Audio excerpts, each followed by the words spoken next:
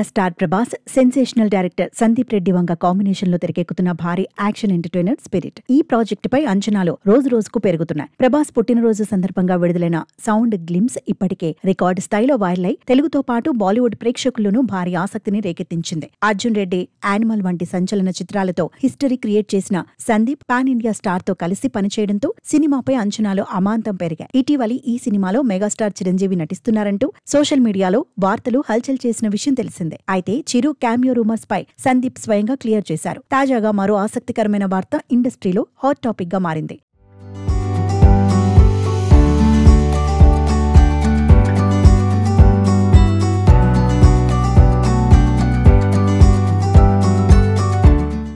ఈ సినిమాతో ఇద్దరు స్టార్ల వారసులు టెక్నికల్ డిపార్ట్మెంట్ లో అడుగు పెడుతున్నారని టాక్ నడుస్తోంది. మాస్ మహారాజా రవితేజ కుమారుడు మహాదాన్ భూపతిరాజు ఈ చిత్ర బృందంలో అసిస్టెంట్ డైరెక్టర్ గా చేరాడని సమాచారం. మహాదాన్ ఇప్పటికే సందీప్ వంగ టీంలో పనిచేయటం ప్రారంభించాడని తెలుస్తోంది. అలాగే మాటల మాంత్రికుడు త్రివిక్రమ్ శ్రీనివాస్ కుమారుడు రిషి మనోజ్ కూడా ఈ చిత్రానికి అసిస్టెంట్ డైరెక్టర్ గా పనిచేయనున్నట్టు ప్రచారం జరుగుతోంది. రిషి విషయంలో ఇంకా స్పష్టత లేనప్పటికీ ఈ ఇద్దరు స్టార్ వారసులు స్పిరిట్ సినిమా ద్వారానే టాలీవుడ్ లో టెక్నికల్ డెబ్యూ ఇవ్వబోతున్నారని సినీ వర్గాల్లో చర్చ నడుస్తోంది. అయితే దీనిపై అధికారిక ప్రకటన రావాల్సి ఉంది.